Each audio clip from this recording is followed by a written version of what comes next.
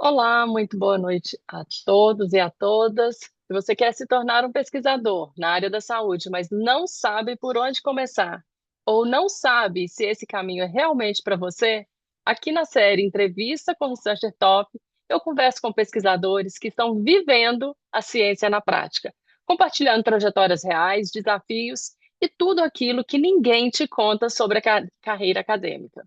E se você quer construir o seu caminho na ciência com mais clareza e estratégia, já se inscreve aqui no canal e vem comigo. Hoje eu converso com o Researcher Top Rafael Christian. Rafael é farmacêutico, mestre e doutorando em ciências farmacêuticas pela UFMG, técnico em química pelo Cefet-MG e possui experiência em desenvolvimento de fitoterápicos e fitofármacos, validação de métodos analíticos, controle de qualidade e desenvolvimento analítico na indústria farmacêutica. Além disso, ele atua com pesquisas envolvendo plantas medicinais, caracterização química, ensaios pré-clínicos em vivo e in vitro, modelos matemáticos e estatísticos e consultoria científica. Já viram que ele é muito inteligente. Uma trajetória que vocês vão ver que conecta ciência, indústria farmacêutica, inovação e análise de dados. Rafael, para começar, eu queria que você já contasse para a gente como que iniciou a sua trajetória na pesquisa. Quando você percebeu que o menino Rafael queria seguir esse caminho e o que que te trouxe até aqui como um grande pesquisador? Ei, Cris, boa noite, pessoal. Queria começar agradecendo pelo convite. Igual a gente sempre comenta, né? É muito bom a gente poder falar sobre pesquisa e poder compartilhar os caminhos, né? Poder inspirar algumas pessoas, igual outros pesquisadores inspiram a gente a todo momento. Essa pergunta ela é muito bacana, Cris. Eu sempre comento, assim, que antes de eu escolher qualquer área de conhecimento e de profissão mesmo, a pesquisa me escolheu, sabe? Então, desde pequeno, assim, muita vontade, né? Aquele grande estereótipo que a gente vê do menino curioso, que mistura várias soluções para ver que cor que vira. E aí, quando eu estava ali no ensino médio, né, eu pensei em fazer um técnico, alguma questão assim, porque eu tinha grande vontade de ter um contato mesmo com o laboratório, sempre gostei desse ambiente. E eu entrei no Cefet, e aí no Cefet eu fiz algumas iniciações científicas, né, que eu acho que é uma grande oportunidade para a gente experimentar a ciência. E aí, logo na sequência, eu entrei na faculdade de farmácia. E aí, quando a gente entra no FMG, a gente vê, né, que é um universo muito vasto. Toda matéria que a gente faz, a gente vê um campo de pesquisa que interessa. E eu sempre fui enveredando, assim, eu sempre fui pegando oportunidades, áreas e caminhos para fazer pesquisa nesse sentido, né, que pudessem chegar na sociedade, que pudessem impactar de alguma forma o contexto social. Mas esse estalar, ele veio desde pequeno. E aí, a farmácia, né, o técnico em química, foram consequências dessa escolha de ser pesquisador, sabe? Maravilha, maravilha. E é interessante você falar das oportunidades, né? Você foi pegando todas as oportunidades. Nós tivemos a oportunidade de trabalharmos juntos, que foi um trabalho muito legal de avaliação do ensino da Faculdade de Farmácia, né? O projeto PEDEG, que foi muito legal. Nada a ver com o que você faz, menos ainda com o que eu faço, mas naquele momento, eu como coordenadora, eu vi que seria um projeto interessante, avaliar a saúde mental, avaliar o ensino-aprendizado. E foi um projeto que a gente aprendeu muito juntos, né? Acho que foi muito legal e que a gente acaba trazendo para outras áreas, apesar de não ser a temática de aprofundamento, né? E aí, Muito. hoje eu vejo que você trabalha em diferentes áreas ainda, assim, coisas diferentes, né? Você trabalha com estatística, com plantas medicinais, com validação de processos na indústria farmacêutica. E, assim, como que isso se conecta? Qual que é o gancho, assim? Porque senão você vira uma chavinha toda hora e fala assim, agora é esse pesquisador, é esse e é outro. Como que funciona isso? Acho que você comentou antes a chave principal, assim. Eu acho que a pesquisa a gente precisa ir experimentando, né? Então, a gente pensa, nossa, eu queria trabalhar com testes pré-clínicos. Mas às vezes a gente não tem oportunidade e a gente vai cair numa pesquisa, por exemplo, estatística, de saúde, de satisfação com o ensino remoto. E a gente vai fazendo pesquisa, né? E a gente vai percebendo que não existem áreas separadas. na verdade, a pesquisa ela se conecta como um todo, né? Eu comento com todo mundo assim que eu acho que a experiência na pesquisa, ela é um diferencial quase que mandatório assim, na formação do profissional, porque eu acho que a pesquisa ela desenvolve um certo raciocínio que é muito difícil que você tenha em outras áreas, né? Então, as matérias são extremamente importantes, mas quando você começa a ter problemas de pergunta, formular hipóteses, tentar responder, a gente consegue ir concatenando diferentes áreas do conhecimento, né, e desenvolvendo outras partes. A estatística, ela entra em todo campo de pesquisa, né? Então, assim, a gente conseguir entender dados, mostrar dados, por mais teórica que a pesquisa seja, né? Mesmo que a gente faça aplicações de técnicas estatísticas qualitativas ou não, o raciocínio de apresentação de dados, ele está inserido em todos os cenários.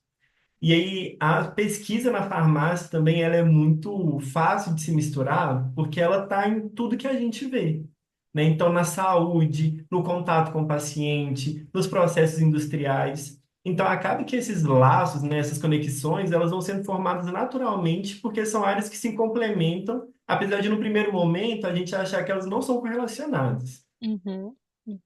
Exato, legal. E qual que é o seu objetivo, Rafael, assim, de vida, né? A gente segue uma carreira como pesquisador, você está num processo, né? É um processo de graduação ainda, de você vai se tornar um doutor. E aonde, qual que é o caminho que você quer, quer seguir e aonde você pretende chegar? Você quer ser professor? Você quer continuar na pesquisa? Você quer ir para a indústria? Conta pra gente, assim, sobre os seus objetivos. Nossa, acho que o sonho de todo pesquisador é conseguir impactar a sociedade, né? De forma Uhum, direta ali. uhum, Então, acho que é esse sempre o processo final, sabe? legal. Mas eu tenho muita vontade de seguir na pesquisa. Hoje, né, eu concilio, já tem 2 anos e meio que eu concilio aí a vida na indústria junto da pesquisa. Acaba que a área que eu trabalho na indústria é de desenvolvimento de métodos e também é uma parte de desenvolvimento e pesquisa ali muito unida, né? Muito conjunta. Mas a vontade realmente é enveredando por esse caminho da docência. Tem 2 semestres que eu dou aula numa faculdade sobre a parte de plantas medicinais, controle de Legal. qualidade, e a gente vai vendo assim, né, a importância da gente também passar esse conhecimento para outras pessoas. Então, a docência com certeza é um objetivo aí nesse futuro, né, nessa permanência. E a Uhum, pesquisa, depois que a gente desenvolve o gosto, né, o raciocínio, é muito difícil da gente sair. Então, nesse cenário, né, de continuar fazendo pesquisa, a docência, quem sabe aí, né, galgar para um concurso público, para alguma universidade federal, que uhum. foi, né, esse lugar que me acolhe há 10, 11 anos já. Bacana, bacana. É muito bom ver você seguindo esse caminho e, de certa forma, que é o caminho que eu segui, que eu fiz, né? Então, é motivo de muito orgulho para a gente, enquanto professor, ver vocês nesse caminho. Parabéns. E você pode falar nome da onde você trabalha, da indústria? E, assim, porque eu acho que é legal, porque conecta com a sua temática também, mas eu não sei se você tem permissão para falar. Eu trabalho numa indústria de medicamento de plantas medicinais, fitoterápicos, né? Elas Uhum, chamam Easy Labs, assim, acho que não tem problema, né? A gente não está atrelando os conhecimentos uma coisa à uhum. outra, que é uma indústria que trabalha com plantas medicinais, medicamentos à base de cannabis, e com outros extratos também. Legal, legal. Eu já sabia disso, mas eu não podia falar sem te perguntar, né? Mas essa semana eu até comentei em uma postagem que eu uso o cannabis, o full spectrum, e eu uso inclusive o da sua empresa, né, da indústria, porque é o que eu confio, pelos métodos analíticos, controle de qualidade e tudo mais. Então, eu acho muito interessante e ser uma indústria aqui em Belo Horizonte, né, e que tem empregado, inclusive, vários ex-alunos. Então, eu confio mais ainda nessa empresa por conta disso. E é muito legal, né? Acho que a gente está num momento muito importante de mudança do marco regulatório e que vai ter um avanço muito grande se a gente conseguir sustentar isso. Eu sou sempre muito otimista. Eu acho que a gente vai conseguir conquistar esse avanço e de forma muito forte, porque a gente está com uma base muito boa, né, de conhecimento, de investimento. Então, eu fico muito satisfeita, porque é uma área que eu tenho trabalhado, né, que é a avaliação da cannabis terapêutica. Muito legal. E no seu doutorado, especificamente, o que que você trabalha, o que que você está avaliando? Só fazer um adendo antes, né? O ano de 2026, assim, 2025, 2026, tem sido anos de marcos regulatórios de forma geral, nessa parte toda, né? Então, a gente teve nova legislação para cannabis, nova legislação para produtos medicinais, vindo de plantas, produtos fitoterápicos, e até em outras partes, né? Então, na parte de desenvolvimento de método da indústria, tem sido anos de movimentação, dessa parte de legislação até mesmo para uma unificação de entendimento global e tudo, e é muito bacana, né? O Brasil, ele já é harmonizado com vários órgãos internacionais nesse sentido de segurança, efetividade, mas é bom a gente ver esse movimento. No meu doutorado, eu trabalho também com plantas medicinais, e aí eu faço pesquisas para. As plantas, né, elas são utilizadas desde os primeiros relatos de utilização de tratamentos, mas acaba que planta é uma coisa que, culturalmente, a utilização tem sido passada pela oralidade. Então, uma pessoa utiliza, passa para outra pessoa, e acaba que muito conhecimento se perde. Uhum. Então, o meu projeto ele tem como objetivo fazer a identificação dessas plantas, né, que já foram utilizadas e que por algum motivo foram esquecidas, para o tratamento de dor e de inflamação. E aí, eu faço esse levantamento dessas plantas, tento encontrar elas, né, em locais, vegetações, matas, parques, coleto essas plantas para fazer investigações para ver se elas realmente têm ação para tratamento de dor, para tratamento de inflamação. E aí o estudo de planta ele é muito complexo, porque ele vai passando por várias partes, né? Então, eu avalio essas plantas ao longo de todo um ano, para avaliar em diferentes estações, em seca, em chuva. Tenta identificar o que que tem dentro daquela planta, né? Porque muitas vezes, quando a gente faz um chá, a gente não para pensar que naquela água ali que a gente tirou, que a gente fez o nosso chá, a gente tem 600, 800 moléculas diferentes e que esse fitocomplexo, né, que esse conjunto de moléculas vai ter efeito. Então, meu objetivo é esse, conseguir fazer esse resgate cultural, e histórico também, de forma a valorizar e empoderar o Brasil das suas plantas, né, e confirmar esse conhecimento que é tão rico que a gente tem. Maravilhoso, maravilhoso. E é interessante você falar sobre isso, porque a newsletter dessa semana eu tratei justamente sobre a questão do bioma do Cerrado, que é um importante bioma não só para o Brasil, mas para o mundo inteiro, né? A gente tem uma variedade de plantas medicinais e uma riqueza muito grande, uma riqueza de águas, recursos hídricos, enfim. Como qual a importância, né, dessa biodiversidade para a saúde da população, Rafael? Ô, Cris, eu li a newsletter, né, sobre o Cerrado, assim, eu compartilhei com vários amigos pesquisadores da área, e aí eu não sei se tem alguém que ainda não assina, mas eu recomendo muito, que ela é muito rica. E aí no Cerrado a gente tem várias plantas de efeito medicinal que a gente utiliza no nosso dia a dia, né? O barbatimão ali para atividade cicatrizante, por exemplo. Então, é uma riqueza muito grande. A biodiversidade, ela é o que fez com que a humanidade pudesse seguir os passos, né, de saúde natural ao longo do tempo e aumentar a expectativa de vida mesmo, porque acaba que a partir dessa riqueza que muitos povos conseguiram tratamento. E além disso, a gente tem uma grande variabilidade e uma gama de possibilidades. Então a gente sabe que muitos tratamentos a gente vai tendo vários problemas quando a gente vai usando eles de forma crônica. Então, essa biodiversidade permite que a gente vai tendo um tratamento complementar a outros tratamentos convencionais, no sentido assim, né, dos que são mais prescritos, de Uhum, forma a diminuir efeitos adversos, melhorar o curso das doenças, das sintomatologias. Então, hoje, né, a biodiversidade ela tem esse papel e também de fundamentar novos medicamentos industriais sintéticos.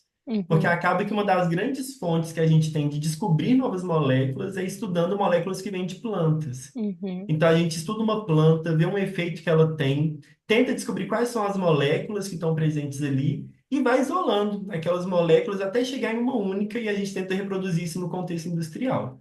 Então, a biodiversidade ela vem abraçando, né, a saúde no seu sentido mais completo, de Uhum, bem-estar, porque muitas vezes também, né, quando a gente utiliza chás, tratamentos com planta, a gente propicia também um momento mais acolhedor, um momento que a pessoa ela vai parar para ter aquele momento de autocuidado, que a gente sabe, né, pela definição da OMS de saúde, que envolve tanto a questão física, mas também mental, psicoemocional.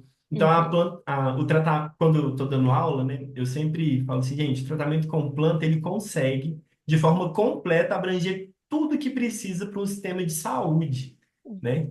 E a biodiversidade vem assegurando a gente nesse sentido. E é muito interessante porque promove essa autonomia, né, de você ter essa sensibilidade de pensar o que que vai ser bom para o seu corpo naquele momento, o autoconhecimento e o conhecimento da biodiversidade. Ah, hoje eu estou com uma dorzinha no estômago, acho que vou tomar um boldo. Ah, hoje eu acho que eu estou mais ansioso, um chazinho de camomila.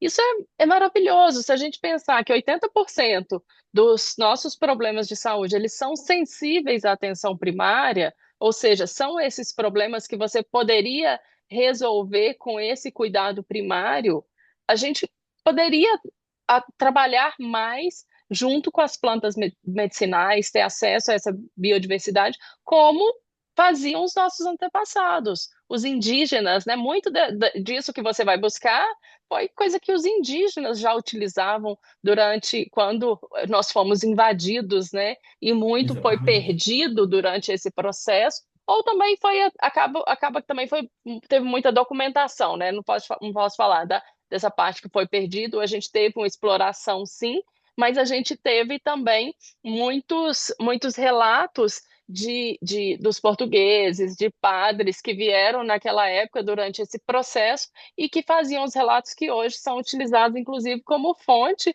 para registro desses medicamentos de uso tradicional, né? Que eu acho incrível Exatamente. essa parte. Muito incrível. O, Hoje eu deixei até aqui esse livro, né?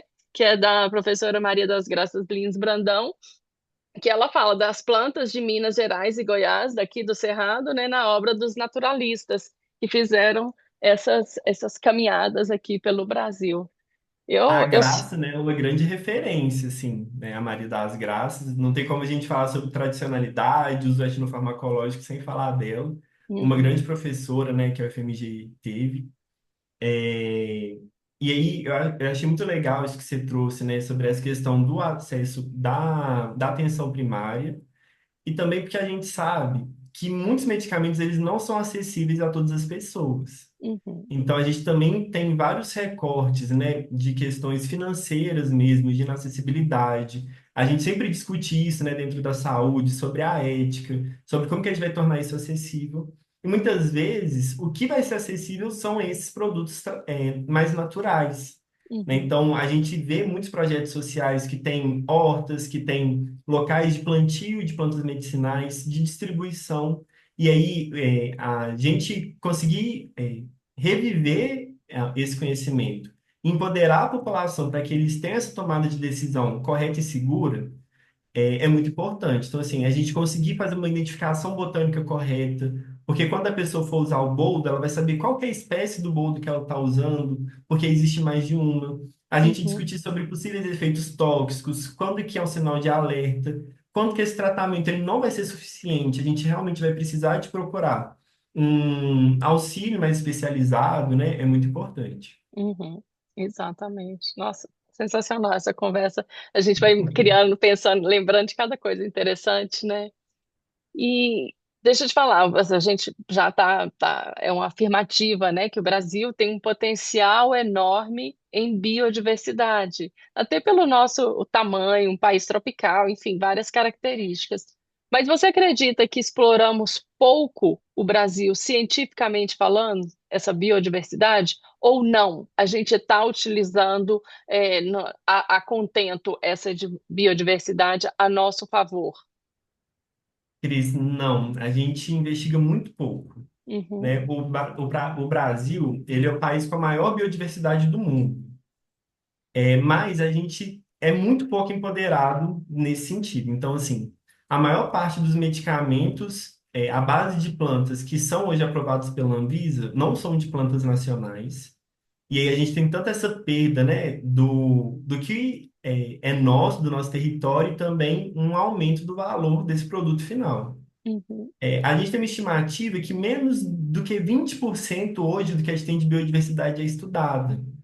Que horror. Então, a gente fala, né, que o uso de plantas ele vai passando por alguns ciclos. Então, sempre foi muito utilizado e as pesquisas começaram a surgir. Mas quando a gente teve o processo ali do período da Revolução Industrial, os produtos naturais eles caíram num lugar como se fosse ultrapassado.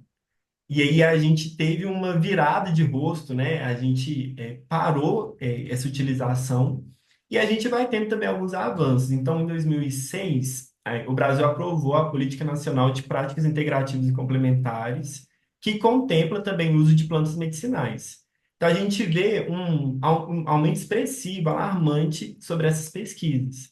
Mas também por ser um país extremamente biodiverso, é muito difícil que a gente consiga sanar essa defasagem, né, de forma muito rápida. Então, Uhum. assim, a gente, quando vai escolher uma planta, né, a gente escolhe um gênero de planta e tenta ver o máximo de espécies possível.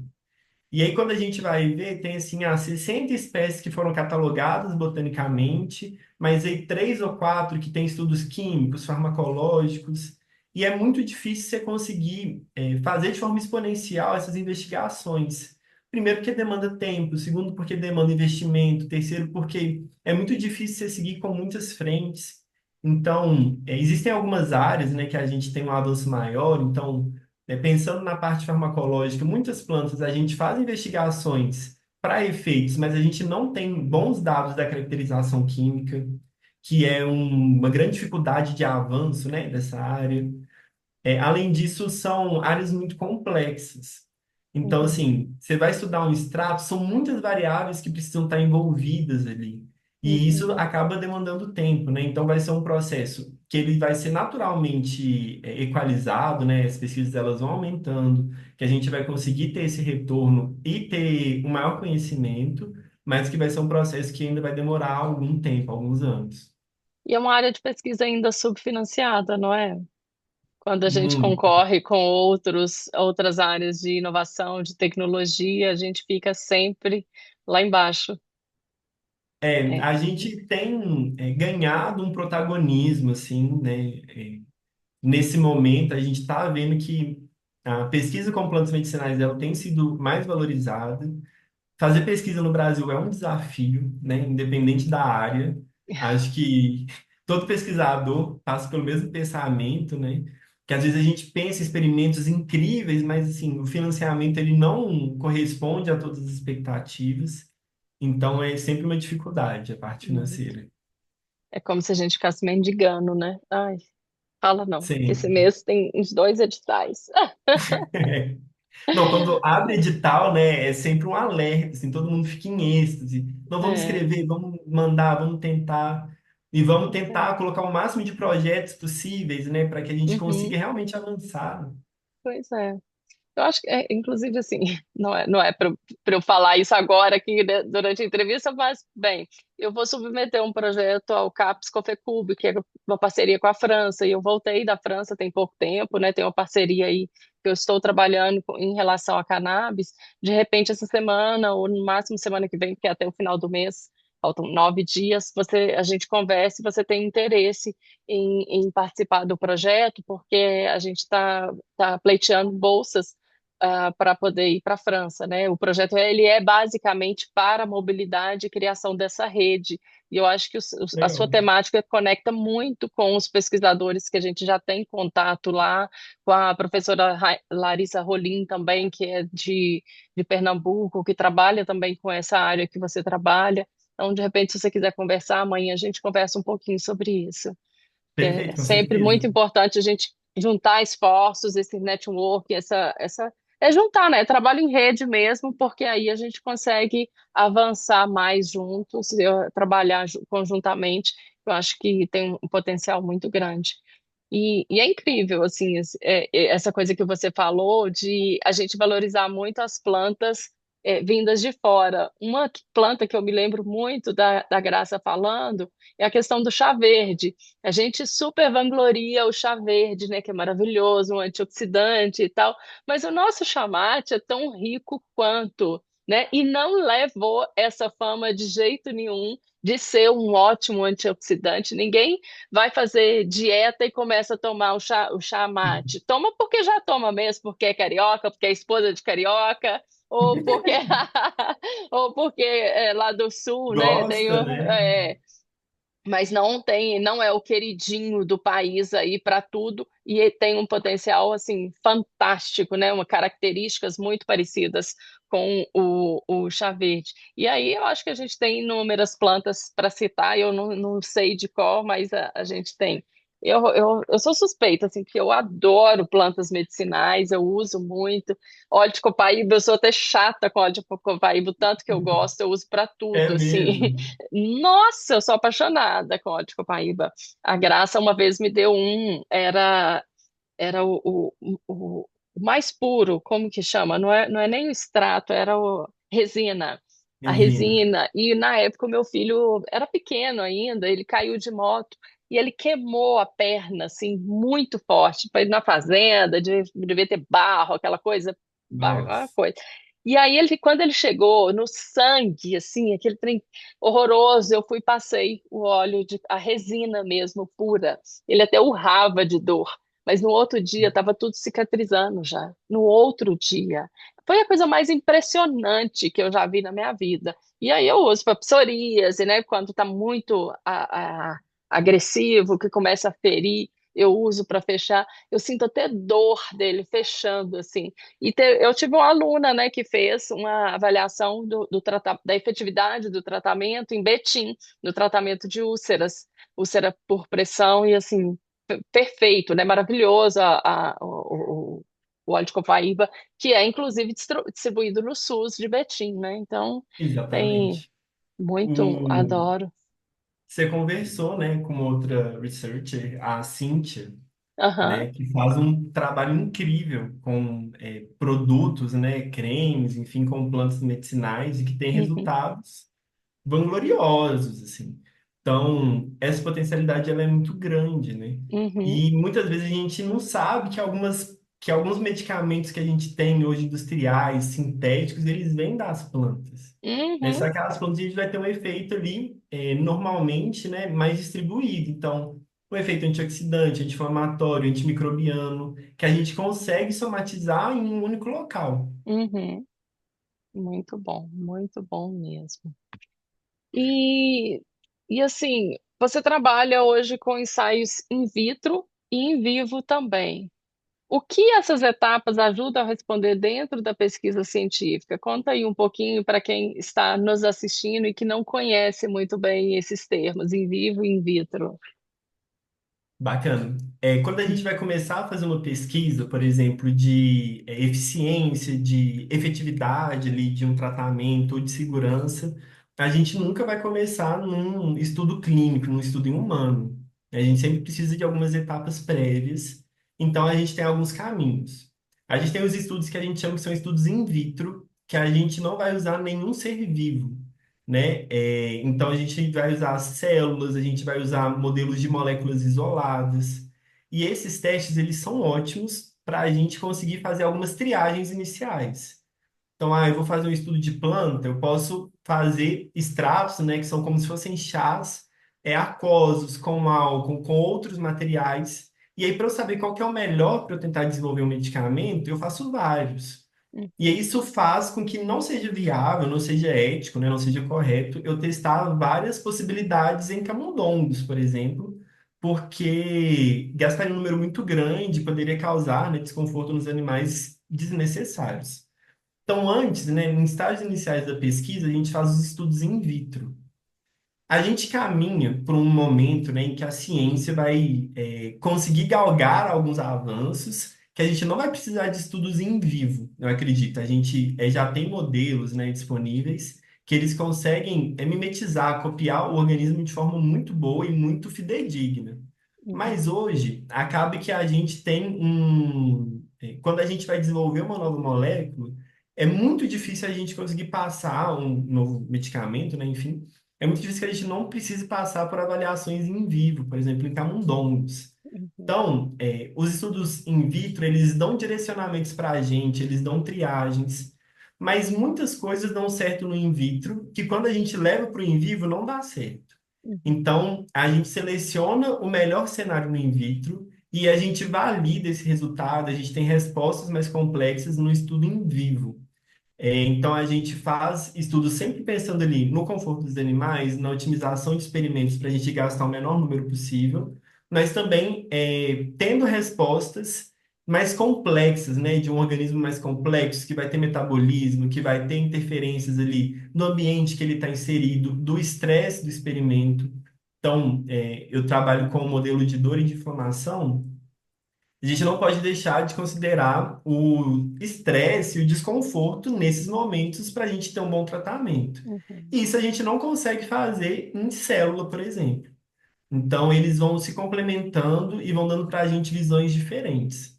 Quando eu vou testar alguma coisa muito nova, eu sempre vou começar no in vitro, para ver se realmente vale a pena, para eu entender para qual caminho que eu vou percorrer, qual que é a vertente que vale a pena que eu investigue mais, mas depois a gente vai fazendo essa avaliação e vai avançando, né, até um dia chegar no estudo clínico em humanos. Maravilha, maravilha. E aí você usa bastante a estatística para estimar esses resultados e mostrar o quão válidos eles são, ou se há uma diferença estatisticamente significativa entre os grupos utilizando, né? Essa estatística é muito importante na ciência, né, para a gente fazer uma síntese quantitativa dos resultados. E na sua perspectiva, hoje, a inteligência artificial tem utilizado, tem ajudado nesse processo de análise e interpretação estatística? Me fala um pouquinho sobre a sua experiência aí. Não, legal, legal essa pergunta.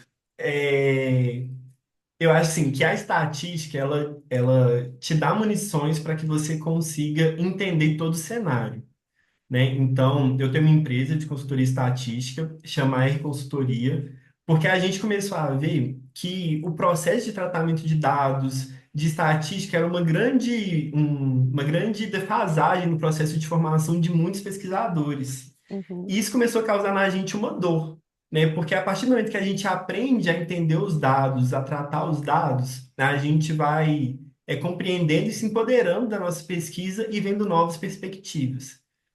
Eu sou muito suspeito, assim, eu uso estatística em tudo, então eu vou fazer uma revisão sistemática da literatura, eu faço tratamentos estatísticos para ver qual que é a perspectiva das tendências de palavras que estão surgindo, o perfil de publicação que vem aparecendo, até para eu entender qual que é a tendência nesse ramo de pesquisa.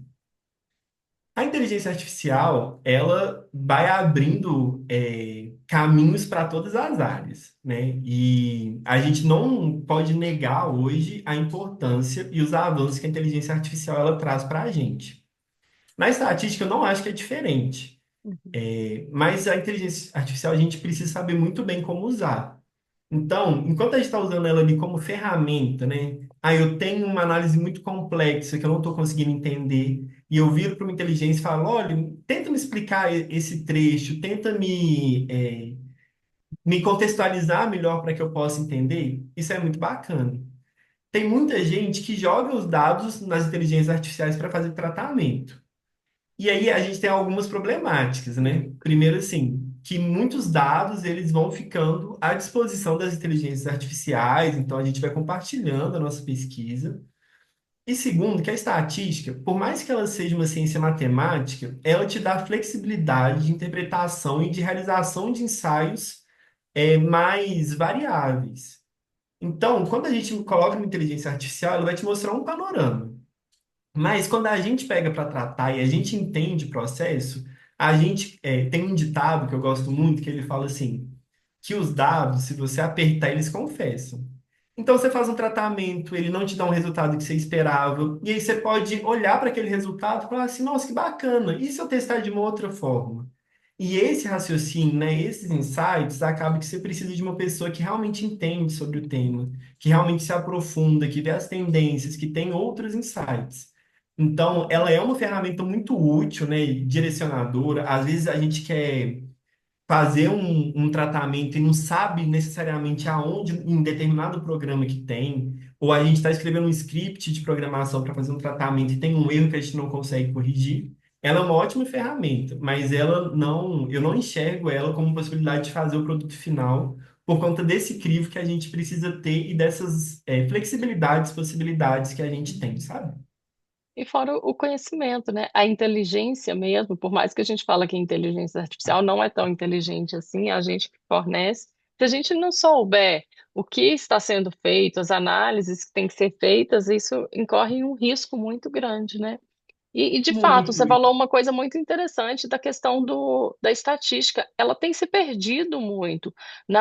Quando eu fiz a pós-graduação, era quase que uma unanimidade. A gente sabe, eu comecei a fazer, pra você ter ideia, eu comecei a fazer uma pós-graduação em estatística. Só que eu não dei conta, porque foi na época que eu estava dando aula, várias coisas e tudo. Mas eu estudo muito estatística, né? E hoje os alunos não estão tão preocupados assim em estudar muito estatística, não. Eles preferem pagar uma pessoa, pagar um consultor. Acho que eu vou ter que começar a te indicar aí, que pelo menos eu confio, né? Vai ser um prazer. Eu Ah, lembro, na época da pandemia, né, que a gente fez projeto junto, que a gente sentava, abria o programa e tentava um caminho e aí não tinha uhum, resposta. Ouvia que às vezes as variáveis que a gente tinha, elas eram fracas para a gente responder algumas perguntas. Ia testando, né? E isso me fez tomar um gosto muito grande pela ciência, porque você vai construindo o seu caminho. Então você vê que o seu esforço ele vai sendo recompensado, assim. Que às vezes você não tem um resultado com significância estatística, e isso responde mais do que qualquer outra coisa, né? Então, às vezes, né, a estatística ela virou ali. Ah, não, eu quero um resultado que dê significância, um P menor do que 0,05. Mas às vezes a gente não tem nem poder para responder essas perguntas. Então, uhum, isso que você falou é muito importante, né? A inteligência ela tem que ser nossa. uhum, Porque valores redondos e bonitos a gente sempre consegue encontrar por uma via, por outra, por uma ótica ou por outra. Mas é uhum, necessário a gente entender também que essas limitações constroem um bom trabalho científico. uhum, uhum. E entender a diferença entre o que é estatisticamente significativo e clinicamente significativo, né? Será que a Exatamente. diferença de 0,1 milímetros de Hg é clinicamente significativa ou não? Então, são somente nós para poder entender isso e fazer a análise. Muito legal. Rafael, que tipo de apoio foi decisivo para você continuar na pesquisa? Pessoas, oportunidades, orientadores, experiências? Quem que foi importante para você nesse processo? Ô, Cris, eu acho que no processo de pesquisa, as pessoas elas são sempre as mais importantes, sabe? Porque a pesquisa, a gente não faz pesquisa sozinha, mas pesquisa é um processo muito solitário. Então você vai galgando esse seu caminho, você tem sua pesquisa, seus dados, suas metas, e é muito difícil você fazer isso sem ter o apoio. Então, Uhum, assim, a minha base familiar, né, todo o apoio que eu sempre tive da minha mãe, do meu irmão, enfim, é muito importante. Foi e é muito importante, né, da minha família como um todo. Acaba que muitas vezes a gente precisa se doar muito para a ciência, né? Então, eu tenho um namorado, o Arthur, que está até aqui. E ai, muitas vezes, né, eu perco assim, finais de semana, falo, olha, a gente não vai se encontrar porque eu preciso fazer, e essa compreensão ela é decisiva. Mas eu sempre trabalhei também com orientadores que eles acreditavam muito em mim, sabe? Então, os meus orientadores hoje de doutorado, o professor Renes, a professora Marina, e isso me possibilitou construir caminhos que eu via sentido, uhum, sabe? Então, essa possibilidade de fazer coisas que eu acreditava, de construir o meu conhecimento, de aplicar o que eu verdadeiramente queria ver, foi talvez o maior gás, assim, o maior desejo que eu tive. Tanto que quando eu fui escolher, né, meus orientadores de doutorado, foi um processo que eu fiquei muito na dúvida, mas eu tinha muito claro para mim. Eu falava, olha, para mim não faz sentido entrar numa pesquisa muito fechada, que eu não vou poder seguir caminhos que eu acredito. É uhum, claro que vão ter caminhos que não vão fazer sentido, né? Que o orientador vai falar, olha, agora não dá para fazer isso, não dá para fazer aquilo. Mas essas aberturas, elas são essenciais para a nossa formação e para nossa motivação também. Para mim, pelo menos, uhum. foi essa. Maravilha. Existe alguma frase, algum conselho, algo que marcou a sua trajetória que você leva hoje, ou uma frase mesmo motivacional? Essa é a frase da minha vida. Minha mãe ela é pedagoga, sabe? E aí ela se formou, eu já devia ter uns 9 anos, mas ela sempre foi pedagoga assim de vida, né? Já tinha dado aula há muito tempo. E ela me criou e criou meu irmão, falando assim, gente, olha, a única coisa que ninguém vai tirar de vocês é o conhecimento, e o conhecimento é patrimônio da humanidade. Quem te pediu conhecimento não pode negar, porque o conhecimento não é nosso, o conhecimento é das Ai, que lindo! pessoas. Essa frase minha mãe, ela é incrível, assim. E eu brinco com ela que de tanto ela falar, eu acabei tomando gosto e fui para docência, né? E essa com certeza foi uma das frases que mais me marcou e que mais me marca. Porque eu acho que isso Hum, faz muito sentido no contexto da pesquisa, né? A gente não faz pesquisa para a gente.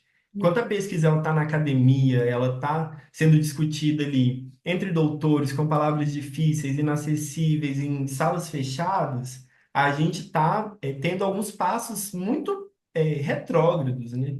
A pesquisa ela é um conhecimento que tem que voltar para a sociedade, é um retorno social que ele é imprescindível. uhum. É investimento social, né? Inclusive. É uma Muito. forma da gente combater, por exemplo, o negacionismo, as fake news. Eu acho que a gente falhou muito nessa comunicação, né? Ao longo dos anos. A gente evoluiu muito em tecnologia, inovação, em muita coisa, mas a comunicação eu acho que a gente falhou muito. A gente falhou em conversar, em mostrar os resultados, em falar de evidência científica, porque senão não tinha avançado tanto como hoje tem nas mídias sociais o negacionismo, né? O movimento anti-vacina, a crítica aos produtos, gente bebendo sabão contaminado, Exatamente. que é uma aberração se a gente pensar em termos de conhecimento científico que a gente tem, ninguém na universidade que estuda bateu palma para aquilo. Pelo contrário, a gente fica assim, poxa, meu Deus, e agora? O que que vai acontecer se essa pessoa tiver uma úlcera e essa bactéria entrar? Né? Tem gente aí descartando esses detergentes no chão ou nas águas, está contaminando os lençóis freáticos, e isso leva à resistência bacteriana. Mas a gente não está contando isso para a sociedade. Eu mesmo, eu faço a minha meia-culpa. Eu estou nas mídias sociais, mas eu ensaiei várias vezes para poder fazer um vídeo sobre isso, mas falei, ai, agora eu estou ocupada, ou eu tava lavando a minha própria vasilha ali, não consegui fazer, né? Porque são muitas coisas. Mas a gente falha, a gente falhou e eu acho que agora a gente tem que correr atrás disso mesmo. A gente tem que conseguir conversar com a comunidade, tem que conseguir conversar com os negacionistas e não ter preguiça. Muito disso é parte da nossa preguiça de discutir um assunto para gente que é tão sério. E aí vem uma pessoa e bebe um detergente, você fala assim: ah, tá bom, vai. Não É, é possível, né? Não é possível sim, chegar nesse não ponto. dá, assim, aí você fala assim, bom, vai vomitar, porque é um saponáceo, ele vai produzir êmese. Ok, então a nossa preocupação ainda é até com aquela pessoa, né? É uma coisa tão Exatamente. maluca, mas faz parte, assim, essa questão da gente, da comunicação, ela é extremamente importante. Você toca num aspecto nevrálgico da ciência, que a gente ainda não conseguiu fazer esse processo, mas é nosso dever, nossa obrigação social, né? Nossa quase que obrigação moral enquanto pesquisador, enquanto cientista, nesse mundo que a gente vive. Muito, muito E bacana muitas isso. pessoas que não são cientistas, não são da área da saúde, tomaram esse espaço e falam com muita convicção sobre o assunto, né? E aí isso é um grande problema também, porque a gente não tomou esse espaço, a gente não discutia sobre nível de evidência, por exemplo, né? A pandemia deu um grande boom sobre isso, na época da cloroquina, enfim, e de todos, né, os outros medicamentos que eram utilizados, enquanto pessoas que não tinham formação nem capacitação para tal, falavam com muita convicção e chegavam até as pessoas. Então, é muito bacana isso que você fala, porque a gente realmente falhou, né? A gente ainda está nesse processo de falha, Porque, Uhum, igual, são assuntos muito sérios, tratados de forma tão leviana, que muitas vezes a gente se questiona até como abordar, né? uhum, E a gente realmente precisa ter esses confrontos saudáveis mesmo, né? uhum, Para sim. explicar e também chegar para as pessoas, com Uhum, certeza. exato. É um processo.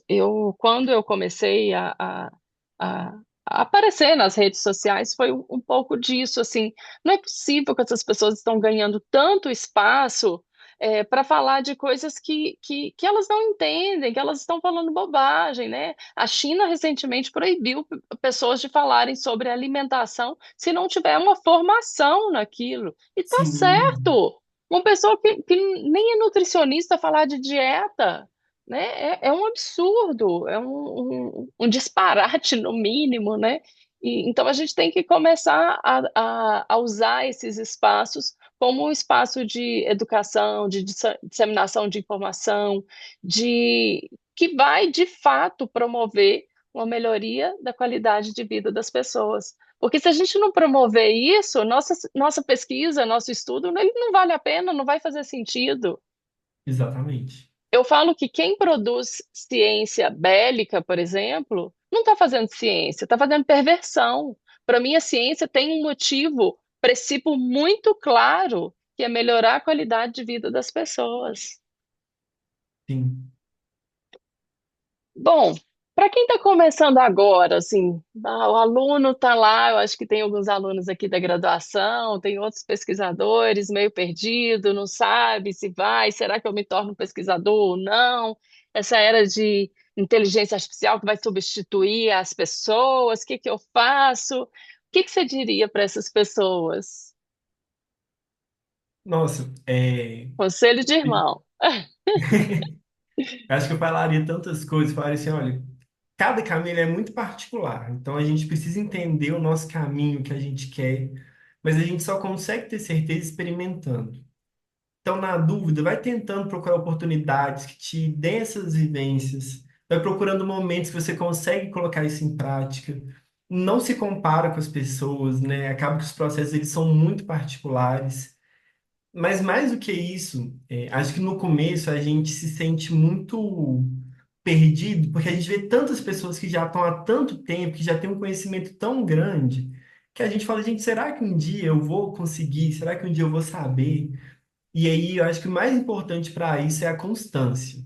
Sabe, olha, você não vai saber tudo amanhã, mas estuda um pouquinho hoje, estuda um pouquinho amanhã, faz um experimento hoje, ele vai dar errado, né? Seu primeiro experimento ele vai dar errado.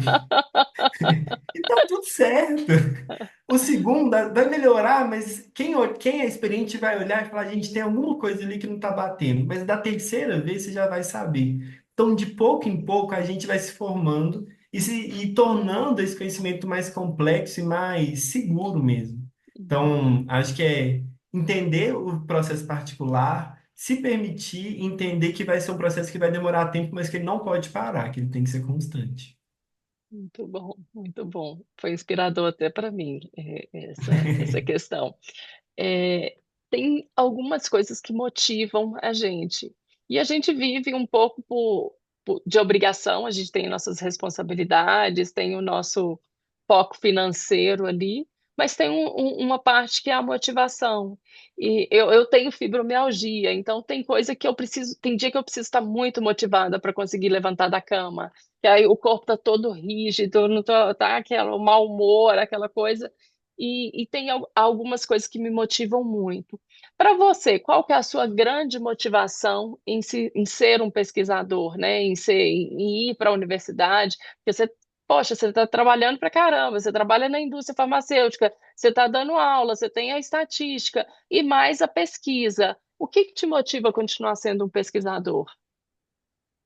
Eu, Cris, quando eu fui começar no mestrado, eu estava trabalhando e eu precisei tomar uma decisão, sabe? E aí foi o ano que meu sobrinho, que é meu afilhado, nasceu. E eu falei assim, gente, é a oportunidade de eu tentar tornar um mundo um lugar melhor para ele, descobrir novas opções, novos tratamentos, etc. E acabou que no meio do caminho eu ganhei uma outra afilhada. E aí, saber que eu posso contribuir para deixar o mundo um lugar um pouco melhor, um pouco mais consciente e tornar a ciência ainda mais acessível e discutida entre as pessoas, sabe? Com certeza é o meu foco principal, junto da curiosidade. É muito bom você ver propósito no que você faz e criar várias perguntas e falar, gente, eu até posso não ir hoje, mas aí no final do dia eu não vou saber qual que é o efeito dessa parte da planta. Eu não vou conseguir avaliar se a espécie que eu trabalho em dias de chuva tem uma maior produção ou menor produção de metabólitos de interesse. Então, a curiosidade, mas com certeza os meus pequenos. Ai, que legal, que motivação linda. Muito, muito legal. Bom, para fechar, né, vamos, eu sempre tenho essa pergunta que é relacionada ao Researcher Top, né? Por que que eu te convidei para essa entrevista como Researcher Top? Porque você é um Researcher muito top, né? Você tem aí um processo de graduação lindo, de busca, de observação, de honestidade científica, de dedicação impressionante durante o período que eu pude estar, né, junto com você na pesquisa, mas também de acompanhando a sua trajetória aí na pós-graduação. Então, assim, é muito top, é motivo de muito orgulho para mim e para a instituição como um todo e para a população, né? A população investiu em você por meio da formação pública, formação acadêmica, então é um grande orgulho para nós. Mas o que que faz de você, por que que você se sente um researcher top? Não considerando os títulos, que são óbvios, claros, mas pela forma como você constrói esse impacto através da ciência. Cris, eu me sinto um research top, assim, quando eu vejo que eu consigo conectar vários conhecimentos ao longo da vida e que eu consigo me conectar com vários pesquisadores, sabe? Auxiliar em pesquisas que não são minhas, com o meu conhecimento, pegar auxílio de pessoas que muitas vezes nem imaginavam que eu consegui contribuir, né, na minha pesquisa.